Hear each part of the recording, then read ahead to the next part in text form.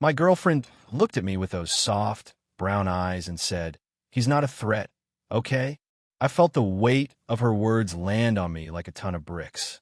My hands were trembling, and I had to remind myself to breathe.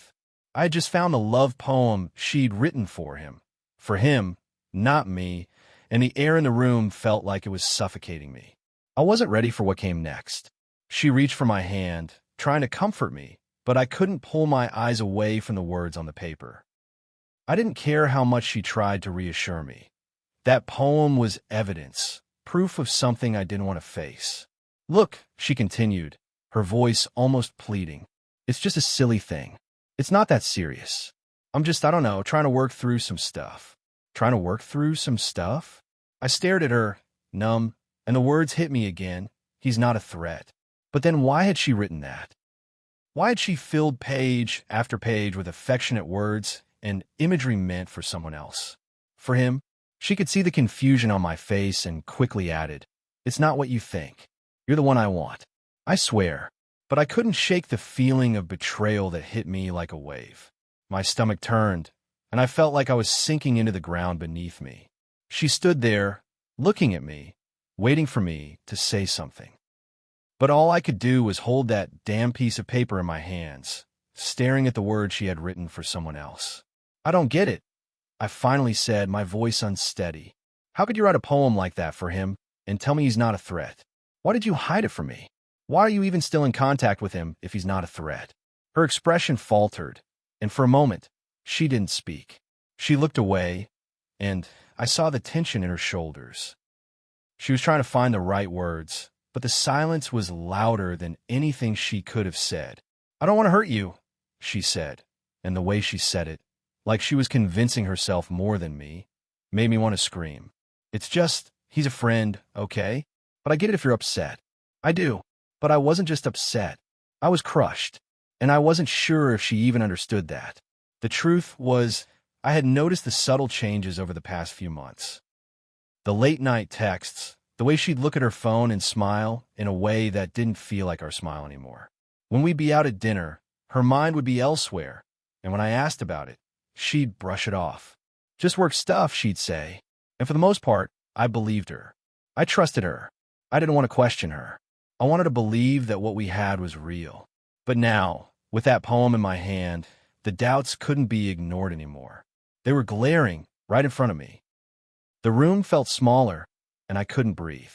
I needed to leave, to step outside, to get away from her, from everything that was unraveling between us. "I need a minute," I said, voice cracking, and I turned to leave the apartment. She reached out to stop me, but I pulled away before she could touch me. "Don't," I said, the pain raw in my chest. "Just give me a minute." I left, slamming the door behind me, and ran down the stairs, my mind a whirlwind of confusion and hurt. I had to get out. I needed air. My mind raced. How could I have been so blind? How could I not have seen it coming? She had been slipping away from me, and I was too busy looking at the surface, thinking everything was fine. I trusted her completely, but now that trust felt like it had been broken beyond repair. It wasn't until I stepped outside, the cool night air hitting my face, that I allowed myself to breathe. My chest ached. My heart felt like it had been crushed, and I had no idea what to do with it. My thoughts were tangled, and I kept replaying the same questions over and over again. Why had she done this? Why had she let things go this far?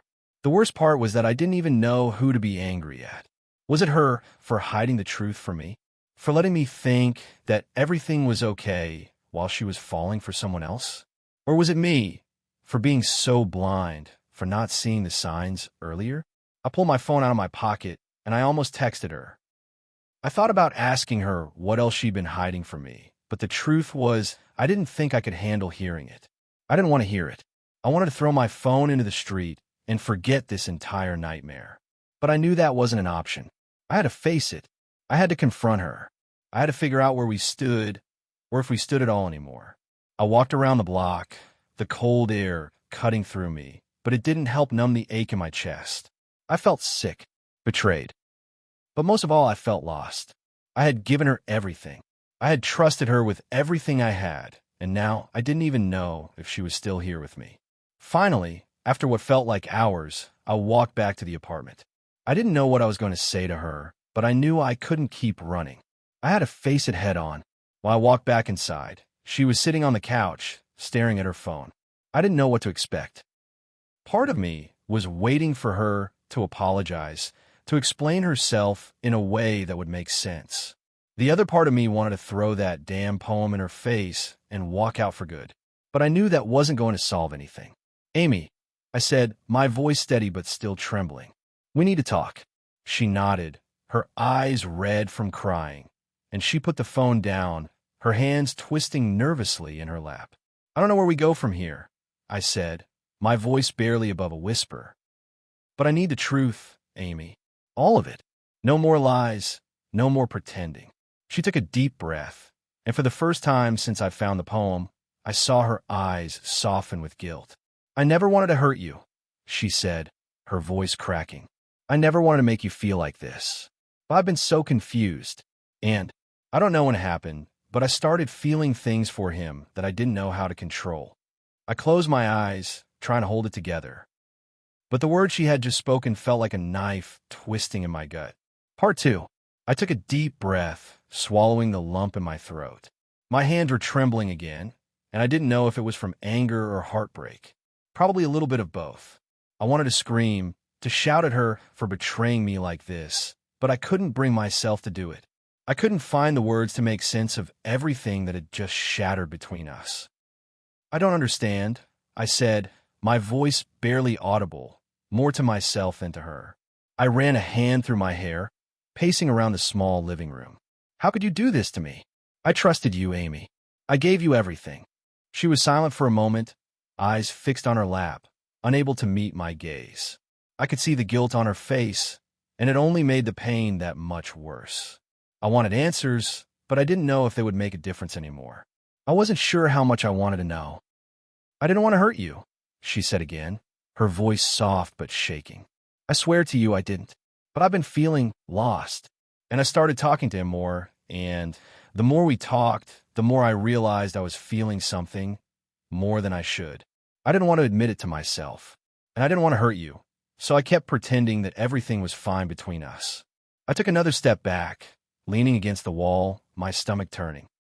I wanted to shout at her, tell her that this was not fine, that none of this was fine, but I didn't. Instead, I just stared at her, feeling the weight of her words sink in. "I know it's not an excuse," she continued, her voice barely above a whisper now. "And I'm sorry. I never meant for things to go this far. I never meant for you to find out like this." Her words felt like they were falling on deaf ears. It wasn't that I didn't hear her. I heard every single word. But they didn't make me feel better. They didn't take away the hurt, the betrayal. I didn't know if anything could. I sat down on the couch, not wanting to stand anymore, as if I couldn't hold myself up. I felt so weak, so hollow, and I hated it. "How long, Amy?" I asked, my voice cracking. "How long has this been going on?" She swallowed hard, her eyes glistening with tears. "A couple of months," she said softly. "It started slowly, and I didn't want to face it. I didn't want to admit that I was feeling things for him that I shouldn't. But when we started talking more, it became harder to ignore. I didn't know how to stop it." The words hit me like a punch to the chest. I felt like I couldn't breathe, my heart aching with the weight of it all. A couple of months? How had I not noticed? How had I been so blind to everything happening right in front of me? I stood up abruptly, pacing again, this time with a burst of energy fueled by frustration. "And what about us, Amy?" I demanded. "What about what we've built? What about everything we've shared over the last 3 years?" She flinched at the question, as if it was too much for her to answer. She looked away, wiping her eyes, and I could see the conflict in her face. The guilt, the shame, but nothing else. "I still care about you," she said, almost pleading. "I do, but I don't know what to do anymore. I've been torn between the two of you for so long. And the truth is, I don't know if I can fix what's broken between us. I'm not sure I know how to get back to what we had." Her words hit me like a ton of bricks, and it felt like the air was sucked out of the room. I stumbled back to the couch, my knees suddenly weak beneath me. "You don't know if you can fix it?" I repeated, staring at her in disbelief. "What does that even mean, Amy?" You're telling me that everything we've had, everything I thought we had, doesn't matter anymore? I never wanted it to be like this, she said again, her voice breaking. I never wanted to hurt you, but I'm so confused. I don't know what I'm feeling anymore. I closed my eyes, trying to process what she was saying. I could feel the tears threatening to rise, but I held them back. I wasn't going to cry in front of her. I wasn't going to give her that satisfaction. I had to hold it together, even if every fiber of my being was screaming for release. I took a deep breath. So what now? I asked, barely able to form the words. What happens now, Amy? Do you leave me for him? Is that what you want? She didn't answer immediately, and when she did, it was in a soft voice I could barely hear. I don't know, she admitted. I don't know what I want, but I can't keep stringing you along while I figure it out. I don't want to hurt you more than I already have. Her words felt like daggers, each one cutting deeper than the last. I wanted to scream. I wanted to throw something, punch something, anything to stop the pain from settling in my chest. But I stayed quiet, letting her words wash over me. I couldn't do anything else. I stood up again, unable to sit still. Then I guess we're done, I said, the words coming out hollow, like I was watching someone else speak them. I could barely recognize my own voice. I can't keep doing this, Amy. I can't keep loving someone who isn't sure if they want to be with me. I deserve better than that. She looked at me with wide eyes, her face a mixture of guilt and sadness. I didn't want this, she whispered. I never wanted to lose you. I don't think you ever really saw me, Amy, I said, my voice colder than I meant it to be. If you did, you wouldn't have let it get this far. You wouldn't have let me find out like this. You wouldn't have let him into our lives. I turned away from her, unable to look at her any longer. I couldn't stand the sight of her anymore, not after what she had done. And I couldn't stand the silence, the emptiness that had filled the space between us. I needed to leave before I said something I would regret. I needed to be gone. I think it's best if I go, I said, turning to face her one last time. I need space. I need time to figure out what the hell just happened. She didn't say anything. She just nodded, her face crumpling as she fought back tears. But I didn't stay to comfort her. I didn't stay to hear her apologize again. I walked out of the apartment, closing the door softly behind me. And as I stepped into the hallway, I knew that things were never going to be the same again.